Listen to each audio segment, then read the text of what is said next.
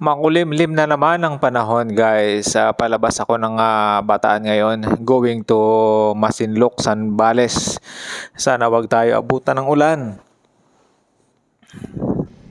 Na Guys, palike and follow naman po sa ating Facebook page and pa-subscribe naman po sa ating YouTube channel, Joms Motorista guys.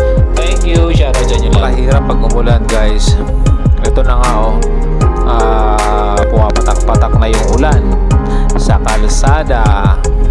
Di pa naman tayo naka-dual sport kaya ingat sa pagdadrive kasi medyo madulas yung gulong natin pag may mga sudden brake. Possible siya na mag-slide pagka ganito ang panahon.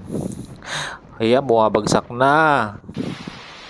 At ito na nga guys, inabutan ako ng ulan dito sa kalsada. Yo! Ayun, dumiretso na ako guys. Shortcut na to, papunta na ako ng bakit na ako ng Olongapo City sa Subic. Pero yung ulap dito mukhang makapal na naman nag-iipon-ipon na naman sila.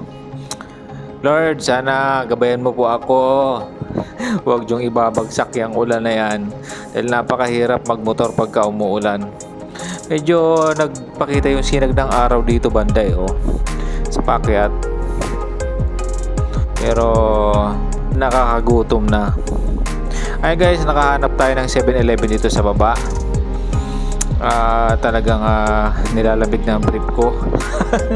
Dahil labas na tayo ng ulan. Ayun guys, dumiretso na ako after ko mag 7-Eleven.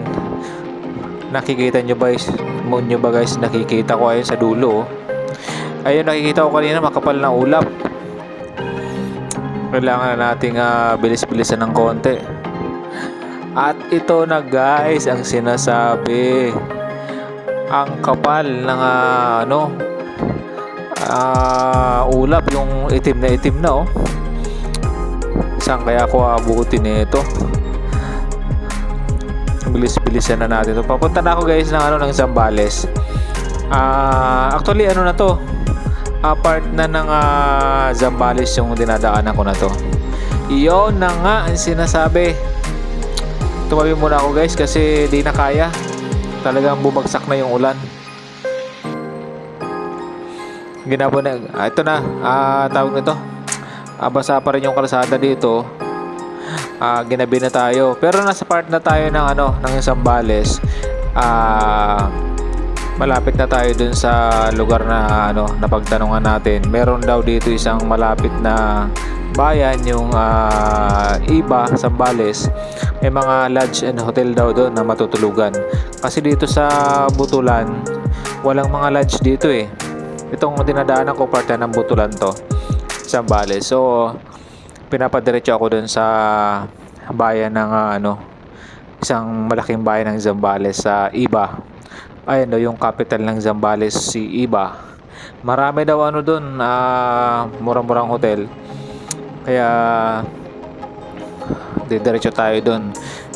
Kahit medyo gabi na, gusto ko na magpahinga guys. Kung alam nyo lang, nakakita nga ako ng Petron doon. Gusto ko nang gumulong doon sa sa gilid nila dahil masakit na talaga yung yung kamay ko sa kakapiga ng throttle ng motor ko.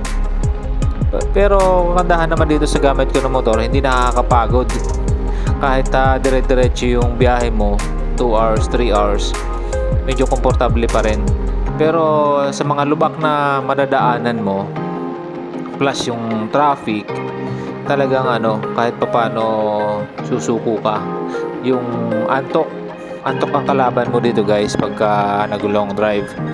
Kailangan natin makahanap ng isang hotel o pahingahan para ma-refresh o ma-revive yung ating kaluluwa. Kaluluwa talaga okay kasi ang hirap. Yun, nakapag check-in na din tayo sa isang hotel. Grabe guys, yung dinaanan ko kanina, 2 beses ako inabutan ng ulan.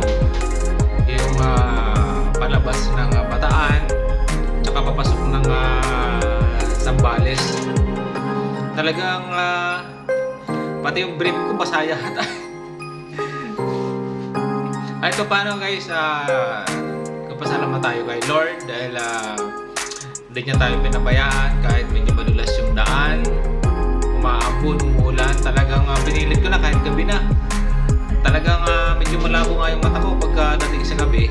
Pero pinilit natin na makarating sa isang bayan ng Zambales para makahanap tayo ng matutulugan dito sa iba, Zambales. Ito yung isa sa mga sentro or capital ng Zambales na medyo meron kapag pipilian na hotel na medyo mura-mura. Kaya dito tayo ngayon. Ayan guys, itong akin na kuha, parang gusto ko nang mahiga. Grabe, pagod talaga guys. Mula galing Bataan hanggang Zambales is almost 200 kilometer. Ayun, tinakbo natin.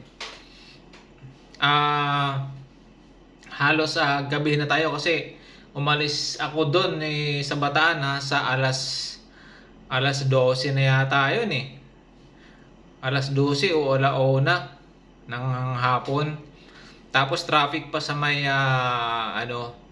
sobrang traffic guys sa may Olongapo, sa Subic, doon sa sa daanan talaga ng katabi ng Freeport Zone. Doon talaga yung daan papuntang Zambales. Pagbaba ko doon guys, grabe talaga yung yung ulap. Alam mo yung parang alas 4 pa lang. Parang feeling mo alas 6 na ng hapon, mag-alas 7 na dahil sobrang dilim na Kita nyo naman guys sa video kung gaano yung kadilim. Talagang tumatakbo na ako ng lagpas 100, 110 ang tinatakbo ko para di ako abutan ng ulan. Pero mas malakas pa rin, mas mabilis pa rin yung hangin sa akin. Kaya inabutan pa rin tayo ng ulan. Ilang beses tayo nabasa guys, siguro kung 3, 4, 6 na hinto yata ako na malakas yung ulan. Buti nga waterproof naman yung mga yung mga luggage ko sa motor, kaya okay lang. Ayun guys, thank you for watching. Thank you for watching guys. Pa-subscribe na lang po sa ating YouTube channel and paki-follow na lang po sa ating Facebook page, Joms Motorista. Shoutout sa inyong lahat guys.